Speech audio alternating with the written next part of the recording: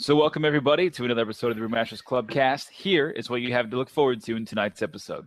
Welcome, craft beer fans. My name is what? Just a nice glug glug glug glug. Not lathered, slightly spread. It tastes like a little bit like it tastes a little. I'm getting a lot of whale shark in there. No, if you the world of craft beer. Except for Terrapin. Terrapin's like, why is it on rabbit? Switch it to turtle. And then it goes faster. But does that affect? Hold on, I just got that. That's awesome. The last horse crosses the line. That might be your best joke of the podcast ever. Well, I'm just saying. Full-on Willy Wonka style, we get rivers of beer that power water wheels. Now we're talking about making our own power. Some water slides, aka beer slides for ADA entrance. I mean, the possibilities are endless there. Don't drink that water beer. Well, you don't. They don't drink it. And maybe that's where like the oopsies beer goes. I don't know. That's not even my deal. Bring us your tired, your thirsty, your louses. We will give you beer. Except beer slides. No louse bucks accepted here. You've got to think Clearwater's sitting there going, oh, hey guys, you want to come over here? No, all you have is Scientology. Fuck you. And that's so true. Don't say pee on me. You got to be careful of that one. That turns into a diss on you real quick. But no. Clearly, they needed some more swashbuckling. Let's just be real. There wasn't a whole lot of swashbuckling in World War II, but that's fine. Yep. But he says, I wonder how many kids are going to be pissed off this Christmas because their parents got the wrong Xbox. Like, this is a restricted area.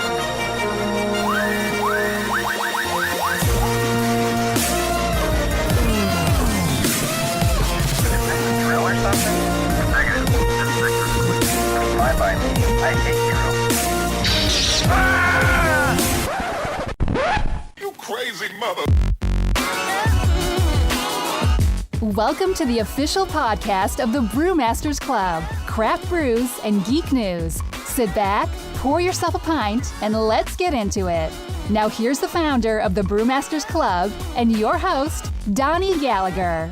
Welcome, craft beer fans. My name is Donnie. Welcome to the official Brewmasters Club podcast. We are the BMC. My name is Donnie, of course. I'm joined tonight by some lovely and young, knowledgeable people.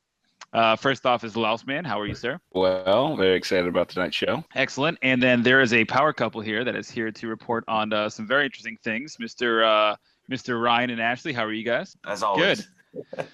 So speaking of as always, we're going to jump right into it tonight. And basically, we always go through our first segment, which is what are you drinking? What are you going to drink? Ryan, I think that you brought something and someone special here to talk about that this evening. Why don't you go ahead and elaborate? Definitely did. I mean, we were talking about it a couple of times. I kind of, piqued everybody's interest last week. I brewed the jalapeno IPA, and it's ready. This one's called it's beautiful. It's bubbling. Wait, where's my camera? It's just perfect. There it is. Yeah. Oh man, this is gonna be awesome. Can you guys hear me? Okay. Yeah, we can hear you. Tell us a bit about it. So this was a beer that I was brewing one night, actually just to do as an IPA, and about 20 minutes left, I was like, I don't care, I'm just going to have some fun, and cut off the heads of some jalapenos and threw it in there just like it was, some hot bag or something. And Ashley, she was kind of my inspiration. Like, she loves hot and spicy stuff. Yeah, and not only that, I really enjoyed beers that are a little bit more on the spicier side, especially the ones that aren't too overpowerful. And I think that's what I love about the beer that Ryan brewed, this jalapeno IPA, is I feel that it has just enough kick, but you actually want more, as opposed to drinking 2 or 3 sips of a really hot one, being like, this is terrible, my stomach's on fire. Yeah. So. Well, that's good, Ashley. It's such a pleasure to have you on the cast tonight. Thank you for joining us. Thank you for having me. So you guys are drinking the fully developed jalapeno. What was the name of it, Ron? This is called the Wildfire IPA, after my lovely wife here. That's been her nickname for, I don't know, since I've known her. She was just always so hot to handle. Just always starting fires. Always starting fires. Wait, it's because she's man, just catches. So, this is, I mean, Donnie, I'll go ahead and say, I mean, we had this on Saturday when we were at 610. Shared it with everybody just a little bit. It had only been bottled for a couple of days at that point. Felt like it was ready to share with people, and it was really good. Even shared it with Chris, and Chris loved it, the brewer over at 610. But honestly, after a couple extra days, it's got more of that full flavor, hop to it and carbonation, which is really helping balance everything out with the heat. Yeah. It's nice and cold. And also, well, the drink is cold, but that heat is just perfect, I think. Yeah, and also too, but it's kind of like a sneaky effect because you smell it and you're overwhelmed. It's so sneaky. So sneaky. Well, you smell it and the jalapeno smell is rather prominent and present in whenever you first smell, but then you taste it, you don't really fully taste just jalapeno. You kind of have to taste all the different notes of the actual beer as well as a nice taste of jalapeno. Well, and there's 3 different types of hops in here. I'm not going to go into the details of which ones, but there's 3 different hops that are very high on the alpha acid level. So the combination between the heat from the jalapeno and the blending with the hops is really good. Yeah. Now, I will say this, Donnie, I left one of these in your fridge. Have you cracked it open yet? No, sir. No, I'm saving for a special occasion. You going to save it? Okay. All right. Fair enough. No, I just I was hoping to kind of share it, but at the same time, well, I wasn't sure if you were going to drink it or not, but man, I am totally impressed with that. Thanks I was, for having me. yeah, of course. Thank you for your input, Ashley, and feel free to stick around. We love having you, especially extra guests. Loving you guys. Have a good Yeah. show. Oh man. Love you too. Lass is like, love you too. Yep. And you know what I didn't do with I these? totally go ahead. Oh, I was gonna say what I didn't do with these, as I've done with the other beers, is I didn't use priming sugar. I'm gonna plug in here, so you might see me rattling around a little bit. When I say I didn't use priming sugar, I didn't melt the sugar down in some hot water, wait for the water to cool, and then I didn't put that into the beer that I was going to put into bottles. Instead, I used bottling tablets, which is balls of sugar, hard sugar. You just drop 1 into each 12-ounce bottle or 2 into a 24-ounce or whatever. And that, I think, is the major difference between this beer and some of the other beers that I've made, because I didn't mess up the water to beer ratio. I didn't add stuff that wasn't getting. You didn't add anything extra. I didn't add any extra water that wasn't good or mess up that ratio. This is beer, y'all. This is actual beer. So good. Well, what? Yeah. 13 tries, right? 13 tries. And I've got a stout that's good though next to me that I'm going to be drinking that I've brewed and bottled too. So like Ryan, share that tonight though. Like Ryan said, I tried it. We tried it last Saturday and I loved it. I thought it was amazing. Thought it was really good. So I'm excited to try mine. Dude, I hope you like it. And it's only going to get better because this is, like I said, more carbonated and everything else. Last Man, I'm sorry you haven't tried this yet. I think you'd really enjoy this too. It's all good, man. I should have been there. I just, things didn't line up and it started storming like crazy. It's okay. It's a little spicy though. I'll tell you that much. It's a little bit spicy. But it sounds good. It's so drinkable. And I don't like spicy foods. I don't like jalapeno. I'm the last one that will eat a jalapeno. I don't want any part of that. You know what? I would liken this to the heat because of the way that it's cooked or brewed into the beer. I would liken this to the heat of almost like a chipotle pepper sauce, like on a Publix sub. Not as spicy, but like almost right there. just a nice yeah. glug. Not lathered, slightly spread. So that's what I would liken it to. It's so good. I can't wait to follow it up with my stout. It is good. Yeah, it's really good. It's probably one of my favorite. It's definitely. I think it is my favorite that you've made. I know I said that about the pineapple, and about the IPA. So no, I'm not done yet, guys. I'm not done yet. Good. Keep them coming. Louse Man, what did you bring? Because I brought something very special. That's good because I didn't bring something special. I brought something very weird, and it was the weirdest. I'll be honest, most cost-effective thing I could find. And it's technically not even a craft beer. So pretty much a failure across the board. But I brought and this is where I was really hoping Dane was going to be here. No, I was hoping It's not a cold mountain. I was hoping Dane was going to be here for the enunciation, but and I'm going to give it a whirl.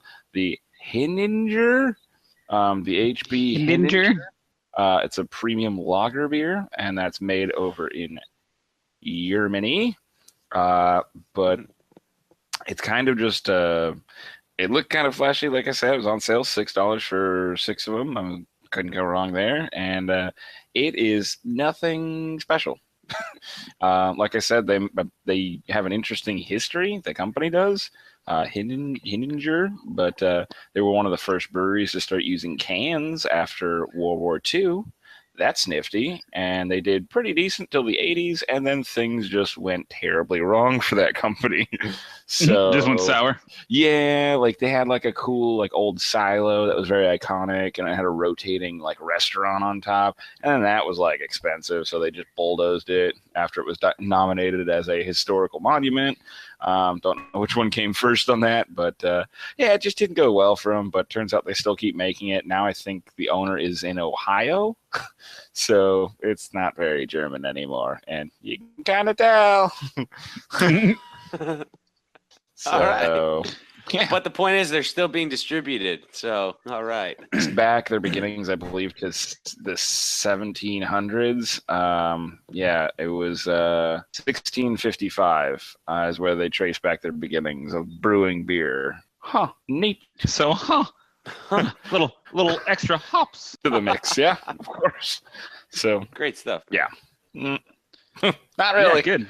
So, well, that's all right. Whatever. It's a beer, right? Exactly. There we go. So, okay. So I don't want to cut you off. That's good. And whatever, you're fine. Ryan, congratulations on the jalapeno. This is what I brought, and I actually snuck it in from Atlanta. Yeah. So this is from the Atlanta, Georgia. This is from the Georgia Aquarium, and it's basically from Red Brick Brewing Company, and it's called the Whale Shark Wheat. And when this beer is sold, it benefits the Georgia Aquarium, which I had the benefit of being at this week. So I actually snuck one of these in my my suitcase and brought it down from Atlanta. And every single can sold of this beer, which is exclusively sold at the Georgia Aquarium by Red Brick Brewing Company, it benefits the aquarium. So it's a fantastic beer. Yeah. That was way louder than he thought that would be. There's a soundbite. Sorry. It wasn't me.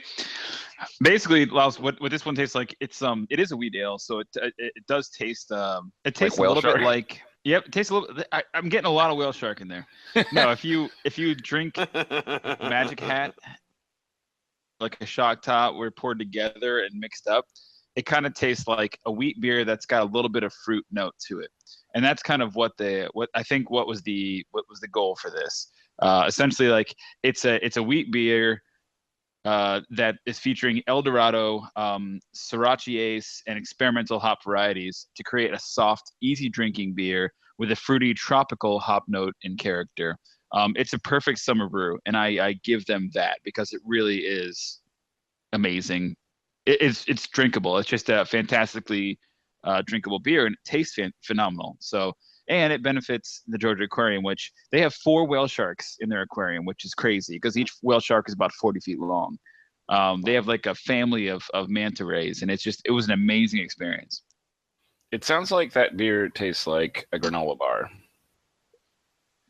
I mean, just the wheat and the fruit. I mean, sounds good. No, it tastes like a wheat beer.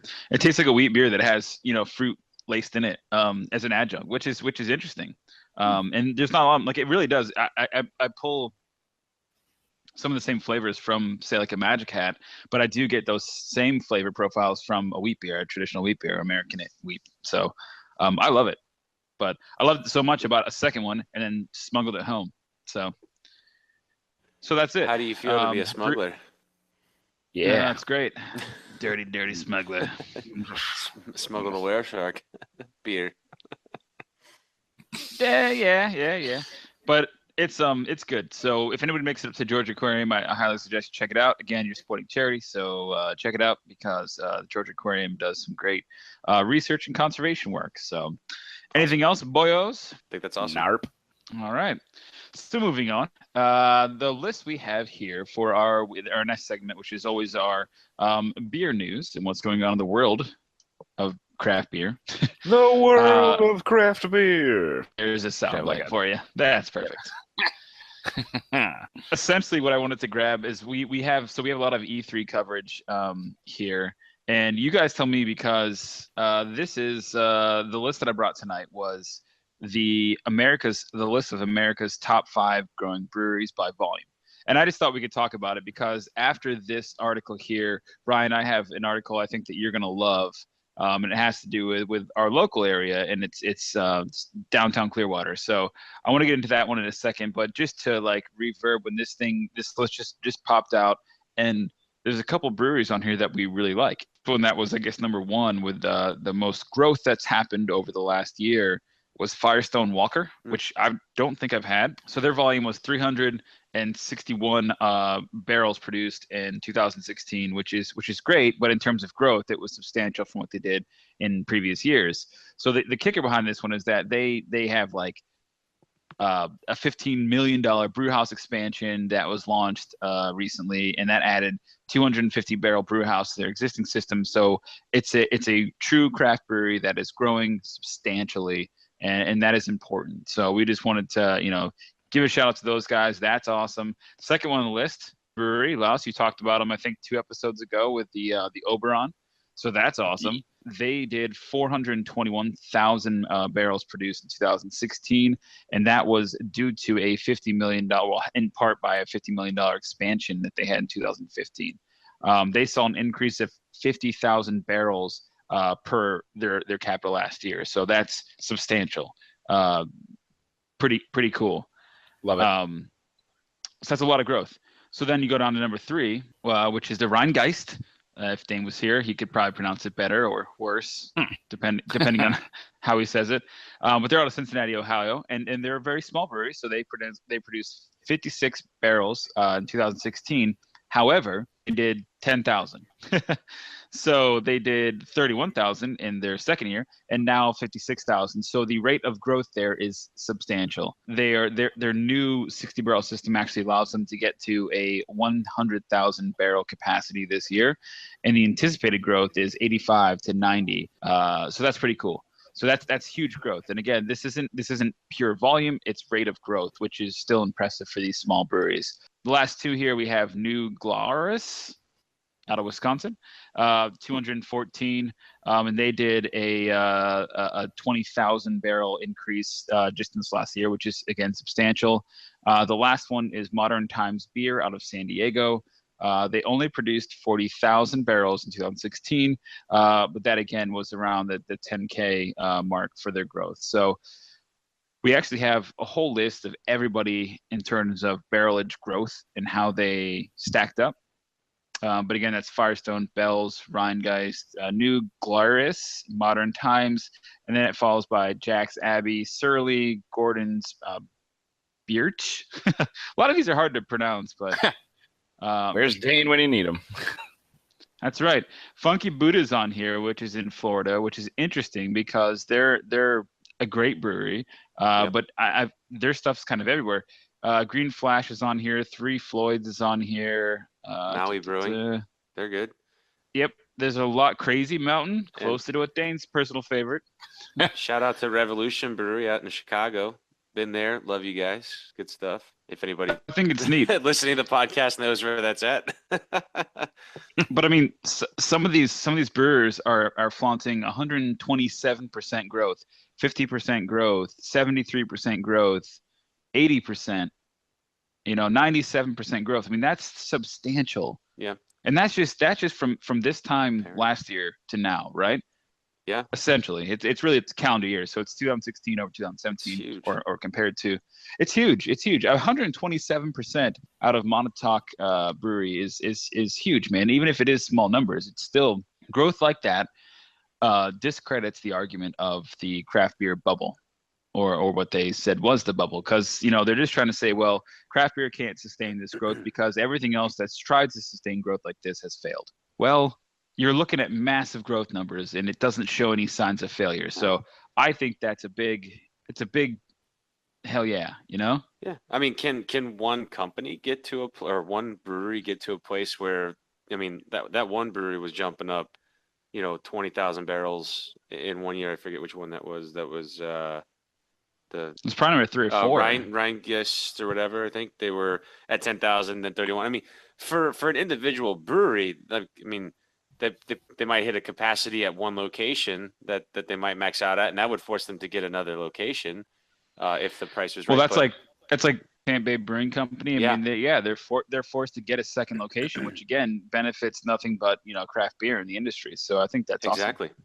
Exactly. I think they're able to rapidly produce so much comparatively to the year prior because some guy found out there was the rabbit switch. Like you can go from turtle to rabbit, and they didn't know, no one told them about it. Oh, he didn't. They were like, he didn't go from slow to fast. Right. Yeah. They were like, what's this switch? And then they're like, whoa.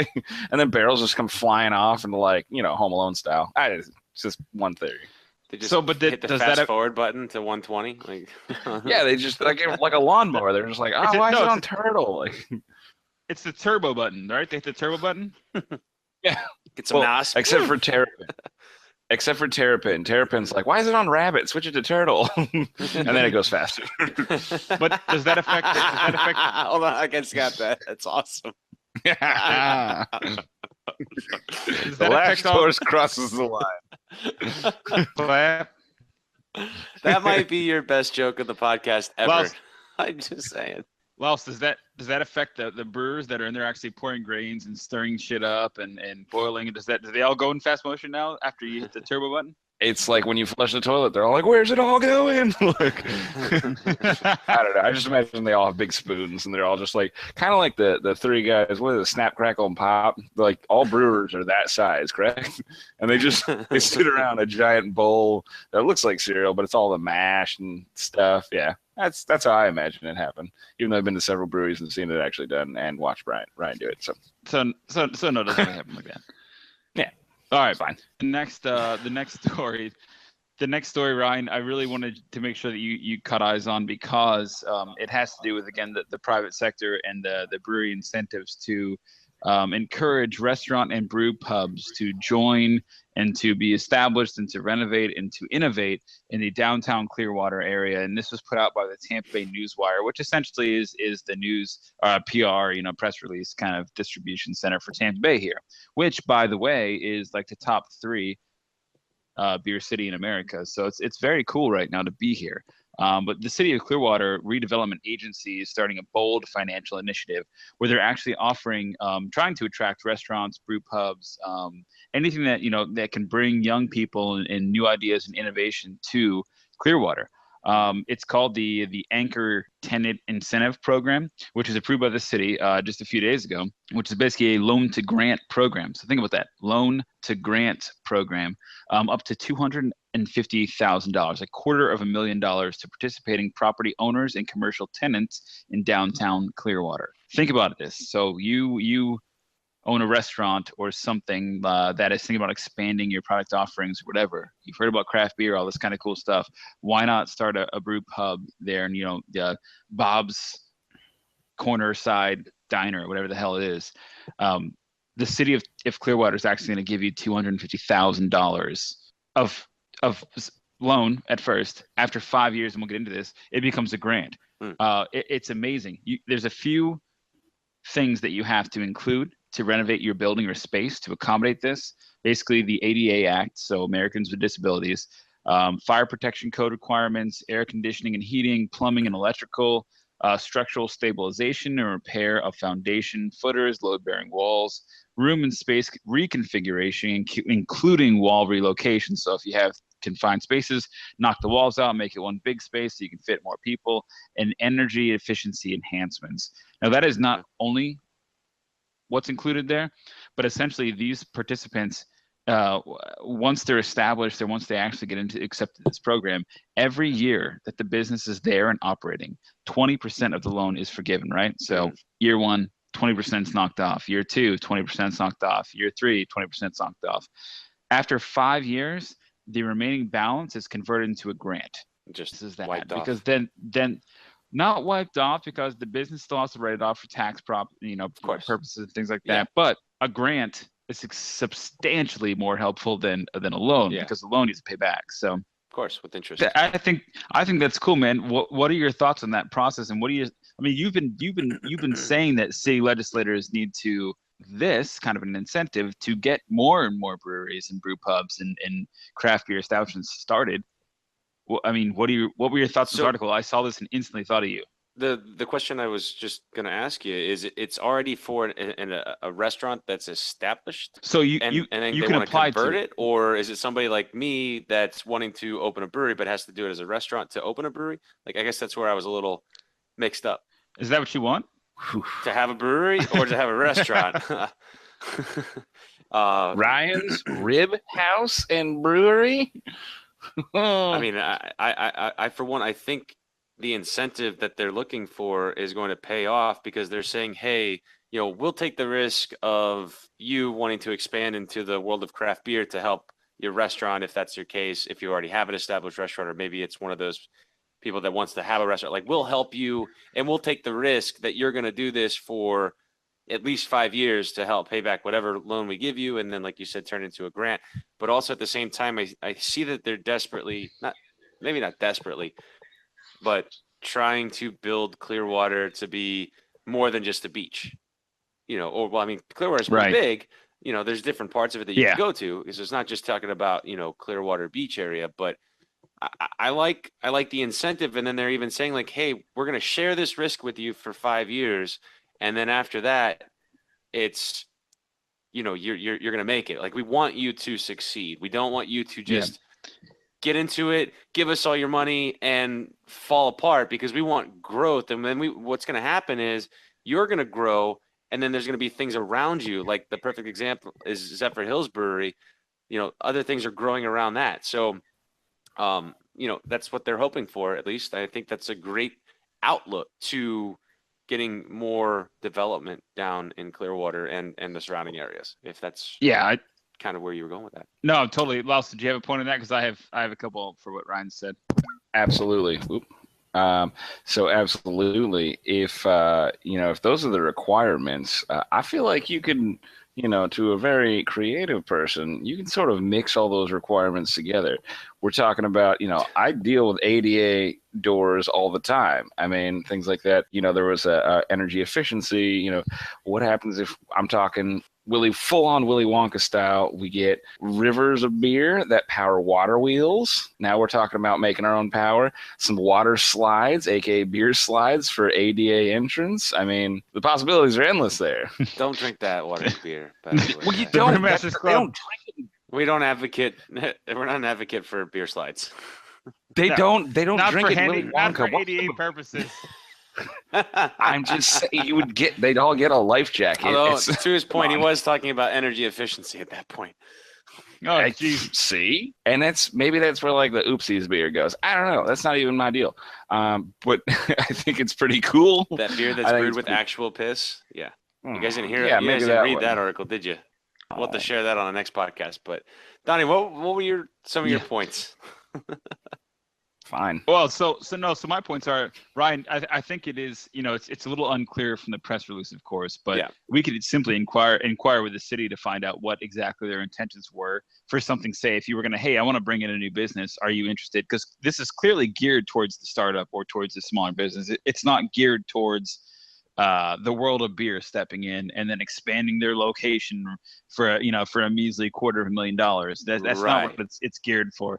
It's designed to help a smaller business. So to your first question, yes, I do think that is to inspire people to come here to start a business. I think $250,000 to start a brew pub business, that will buy you about maybe half your equipment for a large scale restaurant brew pub. It might, for the case in point of our friends at 81 Bay, it will buy all of their equipment, but won't touch the lease or the delivery or the customs or the trucking or the staffing or the licensing or the, the plumbing, the remodeling. That $250,000 is not a lot of money. But with that said, it would inspire some of the local well-known places to start to think about how they can become more craft brew centric. And I think that's neat.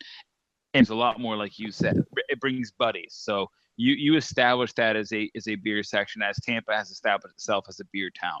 So now you have this. Sorry. Go ahead. I won't keep going. No. Just a short little interjection here.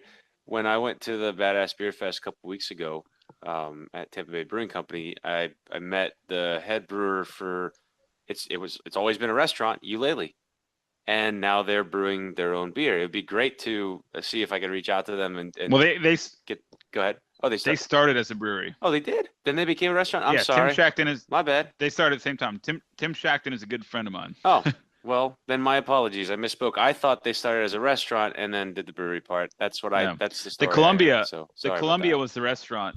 The Columbia was the restaurant. Eulalie is a separate restaurant that started as a brew pub, if you will, but it's really a brewery restaurant. Well, so then, but still, that's what I think Clearwater is trying to get is a company or something like that going down there. Like, hey, bring us, we'll help you if you help us, kind of thing. Bring us your tired, your thirsty, your louses. We will give you beer. Except beer slides. No louse bucks accepted here.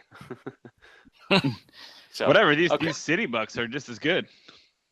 Ooh, city bucks. That's active in the louse buck trading currency. No one knows. No one knows what louse bucks are right now. Kudos to Clearwater for at least attempting to get something like this going and seeing if it works. That's all I'm saying, because you have been a proponent on this podcast many times, say, well, more cities should do X, more cities should do this, and I again support that same mentality. More cities should have this. I think it's a little biased because you're talking about Clearwater, right? So you think that the city of Clearwater has maybe more money than the city of Lakeland, right?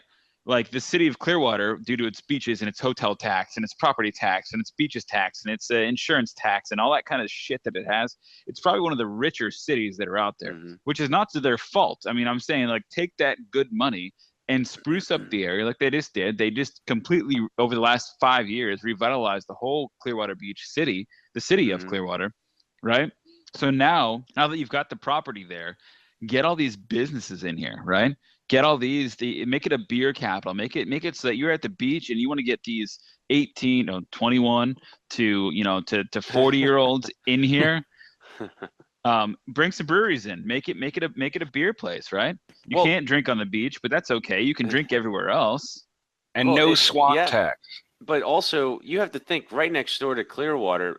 We'll talk Clearwater Beach area now, like not necessarily because Clearwater stretches all the way to McMullen Booth. You got Dunedin. Dunedin has like 4 breweries, along with restaurants, along with the nightlife. You got Flanagan's down there, and then there's this other bar that we went to, bar and restaurant. I mean, it's a buzzing place. Yeah, and you've got to think Clearwater's sitting there going, oh, hey guys, you want to come over here? No, all you have is Scientology. Fuck you. And that's so true. But we won't get into Scientology at this moment. Anybody listening that is a Scientologist, send Tom Cruise and send Tom Cruise over here and we'll talk. But Donnie, that's all there is. Okay, so. Not to diss Clearwater, but now that we brought that up, if you go to Clearwater Beach, they really only have Shepherd's for a nightlife place. I've been down there. There's a bunch of bars, but they're not. I mean, they're missing a ton of stuff. So also though, don't confuse Clearwater Beach with the city of Clearwater. Right. I'm not. I'm just saying totally different places. If you want to build up Clearwater as a whole, they are 2 totally different places. But yes, you can get that sort of vibe back for doing more than just going to the beach, is what I'm saying. Like at that point. You know who's funding this whole goddamn thing is Scientology. They're like, hey, we need some more young people to convert to Scientologists because they're located in downtown Clearwater. Do they drink? Do they drink? Oh yeah, they're like, they'll drink all you want to. Did you not watch the Thunder? I know they drink a lot of Starbucks because there's one literally across the street from their main church. But did you not watch Days of Thunder? They absolutely drink. No, I did not watch Days of Thunder. This is it. It is an initiative. The Church of Scientology must have written the city of Clearwater check for like $50 million and was like, here you go. Get us 10 solid craft beer places. You get us the demographic that we need, the young people here to join this church and to feed us all some more money. And we will pay, we'll just scratch those checks all day long. I would not be surprised if that didn't come out of this. I'm not saying it did. Are they going to have a Going Clear IPA? That's... It's just got 2 paddles and it's got a personality test. I don't know about all this. I don't know, man. I'm not saying that's what it is. I'm just saying there's a chance. There's a chance. We're not conspiracy starters. No. Or are we? We'll certainly continue it. Uh, All right. Anything else on that, Louse Man? Mm-mm. he's like, I'm staying out of this one. Right. Yeah. All right. So in our last several minutes here, this last segment, we're going to talk about our E3 recap, which is the entertainment Times 3. What is it? 3. Times 3. Yeah. Oh boy. Or wouldn't it be to the third power? Dane said it last time. It's our E3 coverage, and basically we gave a lot of predictions out last time. A lot has happened, and if you have not seen it, because it technically ended, I guess, 2 days ago. So if you have not seen what's going on there, just Google your favorite video game developer, and you'll find out. I brought some tips of what I personally found was very interesting. Lossman, did you have a second to look through these, or do you have some thoughts as to what you wanted to bring to the table? Any developers you wanted to hit specifically? I mean, there's a few titles I want to talk about, but they're nothing like pre E3 right. or pre-3. Well, let me. Ryan, did you get a chance to look at any of those videos? Because we can just simply hit the videos that we saw. He probably looked at one. Badass. He probably looked at one pretty extensively. Hadouken! No, wait, wrong one. I'm sorry. Kamehameha, man. Come on. That's my teaser. I'm going to try to cover the Dragon Ball Z one. I've got a few titles I want to talk about. I don't know about anything else. Well, go ahead and lead with your Dragon Ball titles. Go ahead. What did you see about that game? What did you like about that game? Well, for starters, the graphics and the gameplay look fucking awesome as shit. That was like probably one of the coolest. It's the hand drawn though, but you like that. Well, it's more original, but I mean, no. If you've ever played like a Budokai or any of the Dragon Ball games, it's obviously it's a kind of a normal setup gameplay where you see both characters and fighting, and I mean they try to reenact the scenes from the show, but it's always very not as quick as what you want to experience. And this preview looked like it made it very fast, very efficient. So I really liked that about the preview. But I'm sure somebody else can agree with me, whoever listens to this podcast that also likes Dragon Ball Z, is now that we have Dragon Ball Super, and they've been planning for this game, obviously, for at least more than a year or two, because they've got such great stuff about it. But it didn't seem like they integrated anything to do with Super that's been out since, I think, 2014 now, where they, had 2 movie releases and now 94 episodes come out.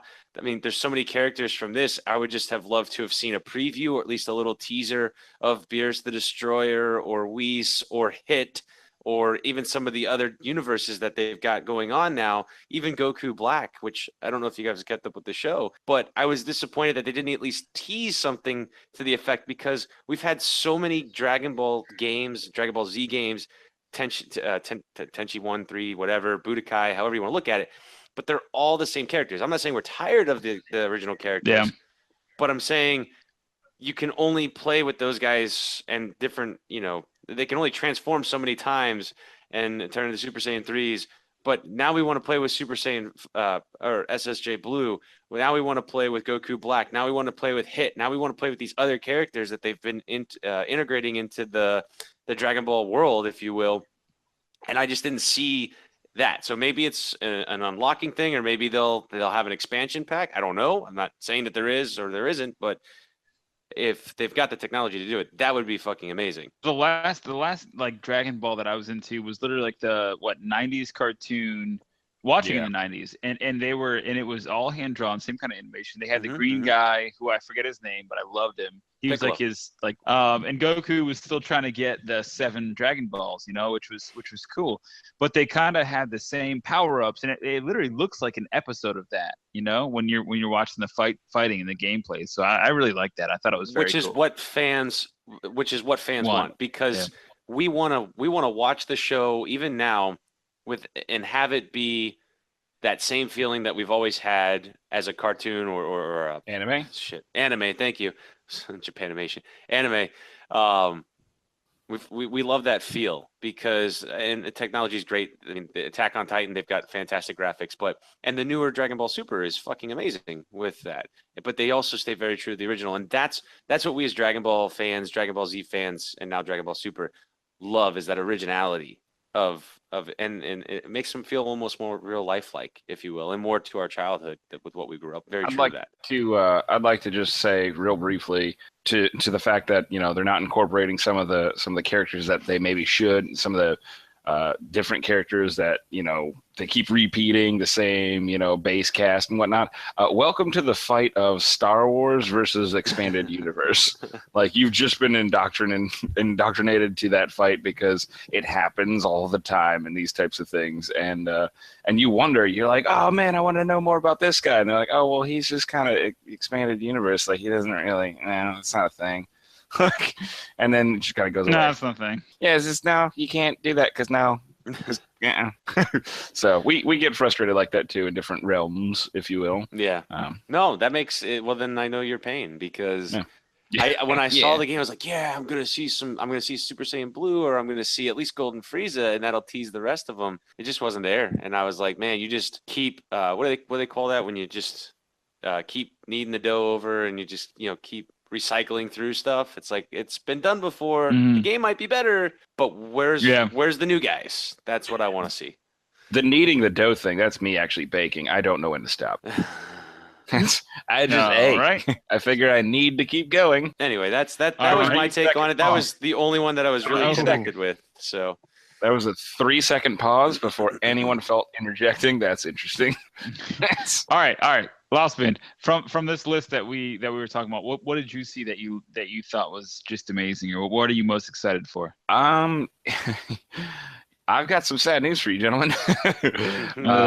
There wasn't a whole lot. Actually, probably the most surprising thing I was most excited about, two things right up top, completely unrelated. So the first one was the original we're talking about the whole thing here. We're talking about all of E3. Yeah, correct? talking about everything. Yeah. So the original Xbox backwards compatibility aspect. Very cool. Well, okay. Don't like automatopoeia me yet. It's don't you automatopoeia me? Sorry, don't say pee on me. You gotta be careful of that one. That turns into a diss on you real quick. But no, there's some great titles in Xbox's original infancy, but I have a feeling that's just kind of a publicity stunt, and they're not actually going to do a lot of titles. They're going to be like, hey, here's like 4 things that you missed about the original Xbox. That's it. Like, I have a feeling it's going to go that way. They didn't really release a lot of information about it, so there's nothing really to speculate on. They actually said they're not going to talk about it right now, so that's one thing. I feel like they're going to goof that up, and that's just my opinion. The second thing was in terms of titles, I wasn't too thrilled. Probably my favorite title of E3 is my least favorite title already out, and that would be Call of Duty. Call of Duty returning back to their World War II roots. That's where they started. That's what they built their whole franchise on, and then they kind of got into this whole weird thing that they're at right now. But pretty cool. Going back to World War II setting. Very neat. Kind of right up my alley. I know not the rest of the world, but one of my favorites, and pretty excited about that. That's a great looking title. The trailer's beautiful, the cinematic, and very creepy, very awe-inspiring. Kind of like it. So I saw, and that's good too. I mean, I'm all about it. Like, I get it. It's I don't know. I was expecting like probably more shocking stuff, but the stuff we got was pretty cool. Like the things, of course, Mario Galaxy. I mean, I was really excited for that. I was looking for more information, and they gave us like a lot more on that. Did you guys watch the trailer for that one? Mario Odyssey. You can like throw your hat on like different attributes that are in the environment, and you take your persona and you can like do things with it. It's crazy.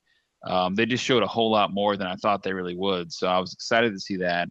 I was really excited to see that they were going to do the new Metroid for Switch, which is fantastic. That was Dane's prediction. Most of my stuff I was really excited for was the Switch stuff, like the Legend of Zelda, how they gave the expansion pack details. They have an unnamed Pokemon RPG, which I think is going to be pretty badass because I also think that we predicted that was coming. There were like 4 or 5 other things. Spider-Man's going to be a badass game. The Skyrim looks interesting. I got to be honest. Skyrim looks interesting, but there's 2 different versions of Skyrim. So they have like a VR and they have a Switch version. So I'm like, how many versions of Skyrim do I have to buy before I can own them all? I mean, when you make a big ass game like that, I think they're actually getting, for the first time ever in gaming history, I think they're actually getting their money's worth for spending like a couple years developing an entire world. Like they're going, hey guys, we just finished this thing. Let's build one game and be done with it, right? No, like they're doing like all this weird stuff with it. Kind of cool with the Switch, how they actually show you the whole drawing of the bow. They show you this weird fighting thing. But I gotta say, just real briefly on that, it's a very technical game with a controller, and man, oh man, I can't imagine doing it with tiny little Switch controllers. Like that's gonna be weird. Yeah, I totally agree. So were you guys flocking towards seeing the previews for games that you're familiar with, like those titles, or were you know, because it's tough to gauge like what's really going to be good and what's really going to be terrible without actually playing it. I feel much like seeing a movie preview. I shut them off halfway through because I'm like, no, I want to actually be inspired when I see it, and you know, if it looks even the slightest bit good. Like, how do you guys gauge what you were looking for in the preview versus what you feel it's actually going to be like? Great question. Well, yeah, good question. But they show you shit in the previews for games that may not ever make it to the light of day. That will just wind up on the cutting room floor, or they just literally threw them in there for a trailer, or it's a cinematic trailer where it's just actors, or it's not actual gameplay. So games, I consume everything that games put out there because it may or may not actually be there. But when you play the game for the first time, you say, oh, okay, that's where that shit was, and that's where that shit was. In my opinion, what do you think? Yeah, so I love to see a sequel. I love to see a number 2. I love to see number 3. Well, that came out weird with the number 2 thing, but I love to see a second rendition of a title. I love to see, you know, spin-offs. I love to see all that. So things like that I get pumped about that. One to name from this E3 was Ace Combat. So Ace Combat, I believe it's Unknown Skies. It's a weird series. It's been a weird series from the get-go. Like it started out, I think they had PlayStation 2, and I think they had Xbox and Xbox 360, and they've had a very long lineage. I mean, they've just been kind of everywhere, and it's just in a nutshell, it's a fighter pilot game. You fly around in jets and do cool stuff.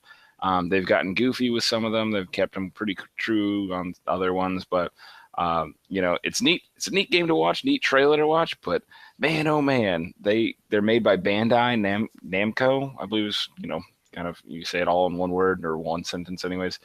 So it kind of feels like Tekken mixed with a flying game, which comes out real weird because they just make up city names. They're like, the Zarians are attacking. It's like, well, I don't know. What is that? Like, and they use like normal planes, but they're like, oh, all of a sudden you got a laser beam on the front of your plane. You're like, oh, okay, that's weird. That's not a real thing. You're like, why is this? This keeps dabbling in, like, it's like an F-35, like a real plane, and then like, oh yeah, space weapon. Just letting you know. So like they kind of play with it a little bit in the Tekken way. That, like, you know, can't really ride motorcycles like that. Come on now. To any old school Tekken fans, that was a deep joke. I think you answered my question. Long rant right there. Check, please. No. So, yeah. So to round them out, the things that again, like besides what you already mentioned, you know, I'm super stoked. One that I didn't have on my radar or anything was the State of Decay 2. Did you guys see that? Oh yeah, beautiful. Well, as good as the first, I should say. State of Decay looked good. You know, I'm kind of getting. I feel like as an American game playing person, we're getting a little burnt out on the zombie survival games, right? Never. Like, I could be wrong. Well, maybe there's not. A lot of maybe them, considering there is, but you have a PlayStation 3, so you know, it might not be. Well, yeah. The last game but you I bought can was Assassin's Creed 3. No, I thought it was 1. I got the basic one, I thought. But so it's more years it's old. more years Got old. it. But no, I think with the zombie thing, there's always going to be that chance of survival intrigue. I think every time I see something on Netflix where it's like, oh, a new zombie movie, like I got to watch it just to find out if it's cheap or not. I'll watch like 10 minutes if it is. But yeah, anyway, the zombies are still cool. Right. But I did see a Right, preview as long for as they- Vampire, which looked kind of interesting. There was like a Vampire preview. It was like halfway down Yep. the list. Very weird that. Yeah, I didn't see that one, but the one I was referring to was the way they're innovating with this new zombie game. So yes, as there's so many of them, this one is kind of different because State of Decay 2, basically, you're a survivor who's waiting for the military who abandons you. So you and a small group of people run off to go try to escape and survive. You have to decide where you're going to live, who you're going to live with, who you're going to pick up, what you're going to do, what your camp looks like, and you basically decide if you're getting hungry enough, how much will you risk to go get food to survive in your camp. Wow. So it's a different spin on the zombie game. So as I started saying, hey, there's too many zombie games, my point was that, they need to continue to innovate. Like I think this one kind of is, State of Decay 2. So I was excited for that. Last Man, the other one I was excited for is Skull and Bones. Oh, Sorry, yes. Ryan, do you have a point on that? No, for me, no. I was just gonna say sometimes I don't wait for the end of the conversation to just interject my opinion. Sorry. That's okay. That's why we're a free form podcast. You do what you want, son. That's also why we edit. Yeah. If I just waited, like, it would just probably solve so many problems in my life. That's all right. Okay. Skull and Bones. Are we still Last talking Man. about the podcast? Oh, God. Oh boy. So Skull and Bones is basically Assassin's Creed Black Flag 2, Well, titled. So, but minus all the jumping off of buildings and the stabbing people with your wrists and stuff, and that's where I think they're going to make a big win. I think this is going to be a fun game, a really, really fun game to be like people play at 2 a.m. Okay. No, 5 versus 5. So it's a 5 versus. Yeah. So but you're not all in one ship. You're all in different ships, and you're trying to take each other out or accomplish goals or take out pirates. How fucking sweet is that? I will say that there has been sort of spin-offs of that.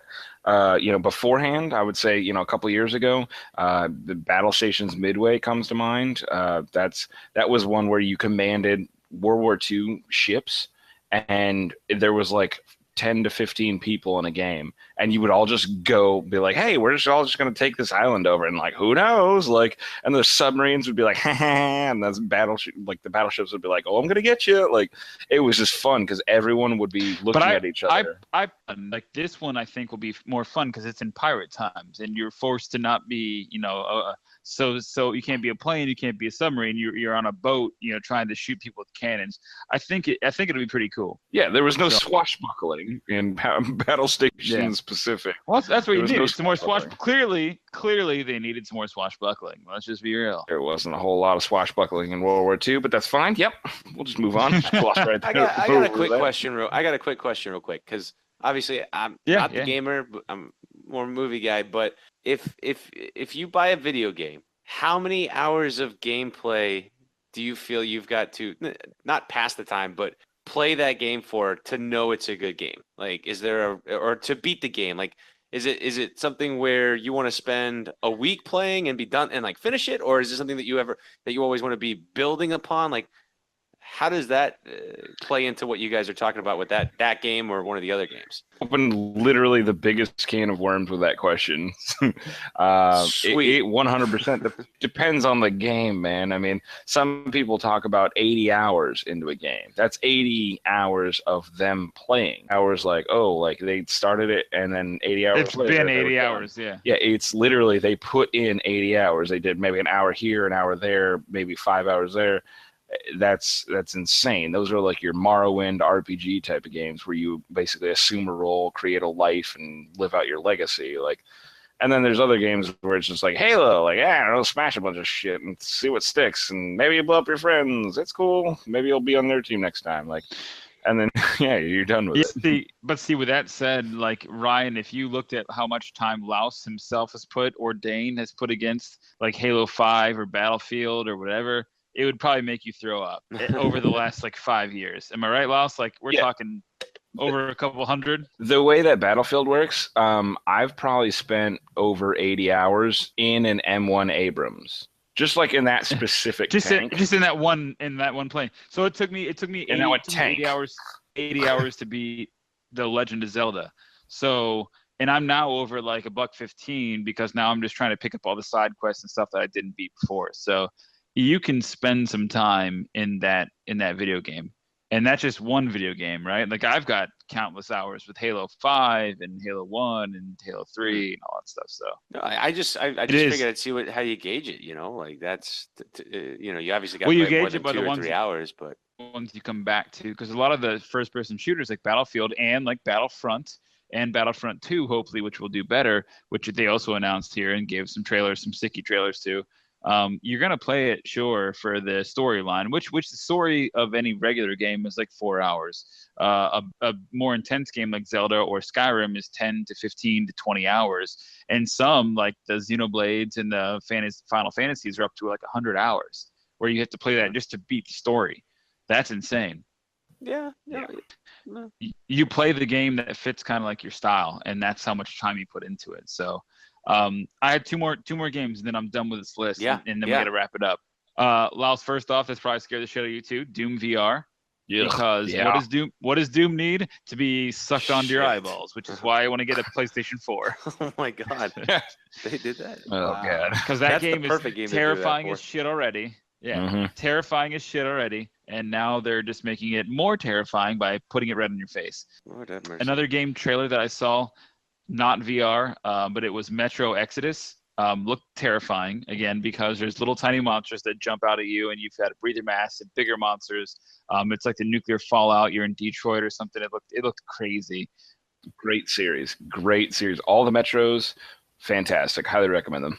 Yeah, well, that one looked awesome. And then the new Bethesda title, which was Anthem, they gave a little bit more insight onto that one. You're basically...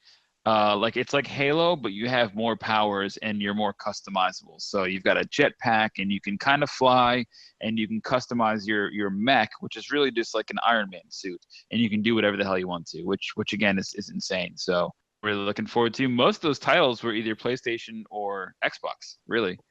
Yeah. Not to mention the Xbox One X, which